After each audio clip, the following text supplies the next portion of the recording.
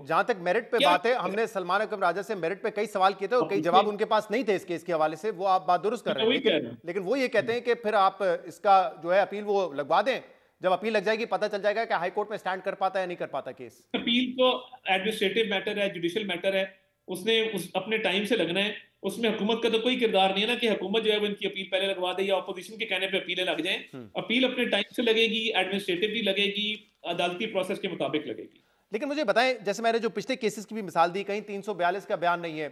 کہیں پہ جو ہے جو گواہ پیش کیے ان سے جرح نہیں کرنے دی گئی، یہ اس طرح کے لکوناز جب ہوں گے، آپ کو پتہ ہے پھر کیس جو سپیریئر کورٹس میں جاتا ہے کمزور پڑ جاتا ہے، تو وہی میں کہہ رہا ہوں کہ اس کی لاجک سمجھ نہیں آتی۔ اگر آپ کہتے ہیں کہ اتنا ایویڈنس ہے تو تھوڑا سا جج صاحب اگر ٹھہر کے بھی فیصلہ دے دیتے جہاں پہ جرنلسٹ خاص طور پہ ہوتے، نہیں، کیونکہ بٹ یہاں دیکھیں تو نا، ایک ہی صحافی موجود تھا، تو کیا فرق پڑ جاتا؟ بات یہ ہے کہ جرنلسٹ موجود تھے،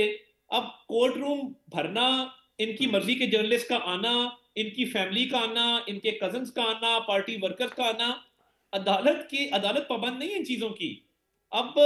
عدالت نے 2 سال لگائے، میں تو سمجھتا ہوں یہ ڈیلے ہوا، یہ تو فیصلہ پچھلے سال آ جانا چاہیے تھا،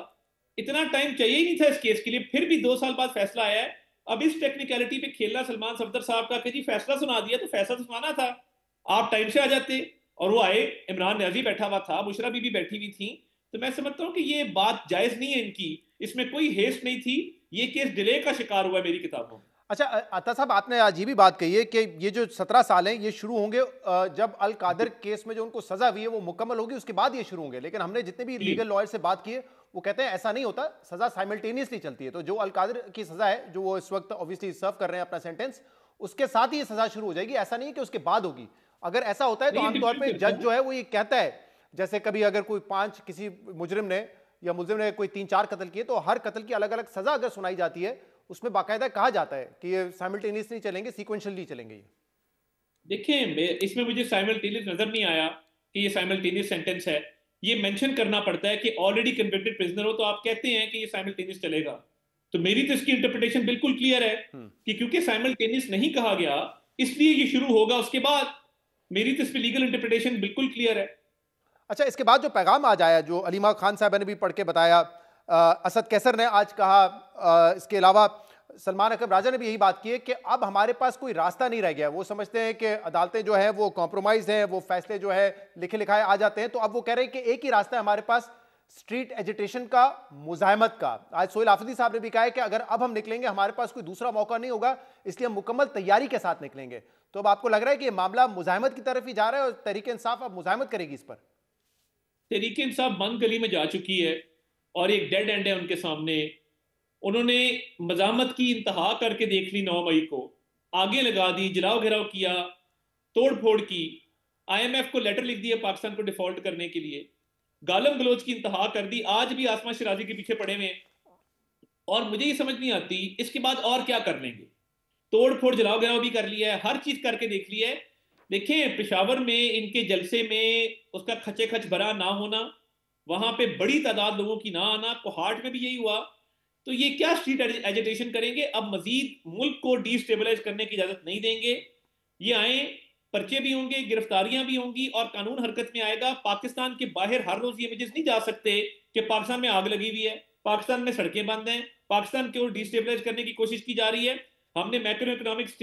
جو انڈیکیٹرز ہیں الحمدللہ اسٹیبلائز کیے ہیں، ہم اسٹیبلٹی کی طرف جا رہے ہیں، جس نے رکھنا ڈالا اس کو قانون کا سامنا کرنا پڑے گا، اور قطعاً اپنے صوبے میں کریں جا کے جو کرنا ہے، وہاں پہ ان سے پروٹیسٹ ہوتا نہیں ہے، تو یہاں پہ کیا ایجوٹیشن کریں گے؟ It will not be allowed, I لیکن ایم عطا ٹیلنگ یو صاحب، ویری اگر یہ ویری مزاحمت کا اعلان کرتے ہیں، کوئی لانگ مارچ کا اعلان کرتے ہیں، obviously یہ ڈی اسٹیبلائزیشن تو جو ہے نہ آپ کو سوٹ کرتی ہے نہ ملک کو سوٹ کرتی ہے، لیکن اس کو سارٹ آؤٹ کرنے کا یا اس کو مینج کرنے کا زیادہ بہتر طریقہ نہیں ہے کہ کہیں نہ کہیں سیاسی ڈائلاگ کا آغاز کیا جائے؟ کیونکہ کل جو پاکستان تحریک انصاف کے اس وقت جو لوگ لیڈرز قید میں ہیں، جس میں شاہ محمود قریشی ہیں، عمر چیمہ صاحب ہیں، یاسمین راشد صاحبہ ہیں، انہوں نے دوسرا خط لکھا ہے کہ بات چیت کے ذریعے معاملات کو آگے بڑھانا چاہیے۔ پی ٹی آئی پہلے ہی کہہ چکی ہے کہ اچکزئی صاحب، علامہ ناصر صاحب، ان کو ہم نے مینڈیٹ دے دیا ہے، یہ حکومت سے بات کریں، بات نہیں ہوتی تو وہ بھی کہتے ہیں کہ پھر ہم احتجاج کریں گے۔ تو کیوں نہ اس موقع کا فائدہ اٹھا کے کوئی سیاسی ڈائلاگ کا آغاز کیا جائے؟ آج بھی وہ قومی کانفرنس کر رہے ہیں، کوئی آپ کو لگتا ہے کہ اس کا امکان ہے بات چیت کا؟ یہ معافی مانگے جو فوج کو گالیاں دیتے ہیں اور انڈیا میں اور افغانستان میں اپنا بیانیہ چلاتے ہیں، وہ فوج جس نے ہمیں پروٹیکٹ کیا مئی کے مہینے میں، بھارت کو جنگ ہرائی، اس کی قیادت کو، اس فوج کو، ملکی سلامتی کے اداروں کو، جو یہ باہر بیٹھ کے ان کے لوگ ان کو ڈسون کریں, آج جاری کریں پریس ریلیز کہ ہم ڈسون کرتے ہیں یو کے میں بیٹھے فلاں شخص کو, ہم ڈسون کرتے ہیں امریکہ میں بیٹھے فلاں شخص کو, اور ہم ملک کی سالمیت, ملک کے دفاع کے ساتھ ہیں. آپس میں پولیٹیکل لڑائی ہم لڑتے رہیں گے مگر ہم فوج کو اس میں نہیں گھسیٹیں گے. آج طے کر لیں, بات کر لیتے ہیں,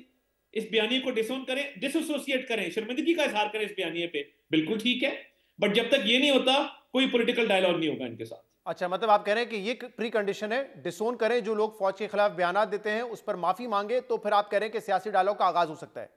دیکھیے پھر امکان ہے, پھر بات چیت کا کوئی نہ کوئی رستہ پیدا ہو سکتا ہے, کیونکہ دیکھیے سیاسی اختلاف جائز ہے. آپ میرے سے اختلاف کریں, میری پارٹی کی پالیسی, میری پارٹی کی قیادت, میرے اوپر اختلاف کریں, بٹ ملک کو نقصان پہنچانے کے لیے انڈیا میں ان کی بیان چلتے ہیں, افغانستان میں ان کے بیان چلتے ہیں, انڈین ٹی وی جو ہے ان کے بیانات کو اٹھا کے لگاتا ہے. یہ جو کر رہے ہیں اور جس طریقے سے ڈس انفارمیشن پھیلا رہے ہیں, جب تک یہ جاری رہے گا کوئی بات چیت مجھے نظر نہیں آتی ہے ان کے ساتھ. صحیح ہے. اور ابھی کے لوگ ہمارے سے بات کرتے ہیں اکثر کہ جی یہ بوجھ ہم زیادہ دیر اٹھا نہیں سکتے, ہمیں کہا جاتا ہے کہ یہ بات کرو, بٹ ہم اس سے کنونس نہیں ہے کہ ہر وقت جو ہے ملکی سالمیت کو داؤ پہ لگانا. صحیح. ایک اور معاملہ ہے غزہ کے حوالے سے, میں اس پہ بات کرنا چاہوں گا, اسٹیبلائزیشن فورس. اب یہ بحث کافی ہے کہ کیا پاکستان اس اسٹیبلائزیشن فورس کا حصہ بنے گا یا نہیں بنے گا, کیا مینڈیٹ ہوگا اس فورس کا. اور اس پر کل سیکرٹری خارجہ یو ایس کے انہوں نے ایک سٹیٹمنٹ دیا ہے جس میں انہوں نے کہا کہ پاکستان نے غزہ میں امن مشن کا حصہ بننے پر غور کرنے کی پیشکش کی ہے, جس پر امریکہ پاکستان کا شکر گزار ہے. انہوں نے کہا کہ اگر پاکستان اس پر آمادہ ہوتا ہے تو وہ اہم کردار ادا کرے گا, لیکن اس سے پہلے ہمیں مزید وضاحتیں فراہم کرنی ہوں گی. کیا فیصلہ ہوا ہے, کیونکہ ہم جو بھی خبریں دیکھ رہے ہیں یا انٹرنیشنل میڈیا میں چھپ رہی ہیں یا باہر کے جو لیڈرز ہیں ان کی طرف سے باتیں ہو رہی ہیں, اور یہ بھی ہم دیکھ رہے ہیں کہ بہت سارے جو لیڈرز ہیں عرب ممالک کے یا مسلم ممالک کے وہ پاکستان آئے ہیں, ہماری ملاقاتیں باہر جا کر ہو رہی ہیں. ایگزیکٹلی کیا سچویشن ہے, سٹیٹس کیا ہے اس وقت اس کا؟ دیکھیے یہ بڑا ابھی پری میچور ہوگا اور بہت قبل از وقت ہوگا اس پہ کوئی بھی کامنٹ کرنا. آل آئی کین سیز کہ جو بھی ہوگا اور جو بھی ٹی او آرز اور چیزیں مزید کلیئرٹی آتی ہے اور جو بھی ہوگا یو این کے مینڈیٹ کے تحت ہونا ہے, جو بھی ہوگا وہ پاکستانی قوم اور فلسطینی قوم غزہ کے شہریوں کی امنگوں کے مطابق ہوگا, ان کے بیسٹ انٹرسٹ میں ہوگا. مگر اس وقت I think it's too early to comment on this and we should be cautious about this, کیونکہ یو این کا بھی ایک مینڈیٹ ہے اور ٹی او آرز میں جو مزید کلیئرٹی کے حوالے سے چیزیں ہیں, تو جو بھی ہوا وہ انشاءاللہ تعالیٰ پاکستان, فلسطین اور غزہ کے عوام کی امنگوں کے مطابق ہوگا. ابھی I think it's too early اور too premature to comment on this. Deputy prime minister Ishaq Dar صاحب نے کچھ دن پہلے یہ سٹیٹمنٹ دیا تھا کہ اگر بات ہوگی کہ ہم نے حماس کو ڈسارم کرنا ہے تو پھر پاکستان اس کا حصہ تو نہیں بن سکتا, لیکن بطور پیس کیپنگ فورس اگر بن رہی ہے تو پھر پاکستان اس کا حصہ بن سکتا ہے. تو یہی ہماری ابھی تک پوزیشن ہے کہ کلیئرٹی آ جائے نا, مزید کلیئرٹی آ جائے گی, اس لیے میں کہہ رہا ہوں پری میچور ہے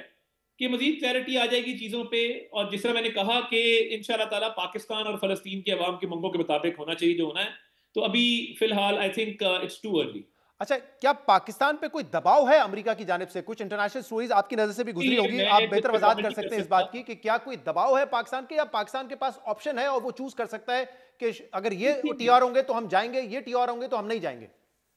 دیکھیں ایک تو دباؤ نہیں ہوتا, جو آپ کی فورن معاملات ہوتے ہیں, انٹرنیشنل ریلیشنز ہوتے ہیں, اس میں کوئی دباؤ نہیں ہوتا. But having said that I will leave it for MOFA to comment on this better. صحیح. نہیں, دباؤ تو ویسے آپ مشرف کے ٹائم پہ آپ لوگ خود ہی کہتے ہیں نا, ایک فون کال آیا اور مشرف نے حامی بھر دی, نہ پارلیمنٹ سے پوچھا نہ کسی سے پوچھا. اس قسم کا کوئی سچویشن تو نہیں ہے پاکستان کے لیے اس وقت؟ دیکھیے میں یہ سمجھتا ہوں جس طرح میں نے کہا کہ پاکستان نے جو ڈیسیجن لینا ہے جی, وہ پاکستانی عوام اور غزہ کی عوام کے, فلسطین کی عوام کے بیسٹ انٹرسٹ میں لینا ہے. تو یہ دیٹس دیٹ. ٹھیک ہے.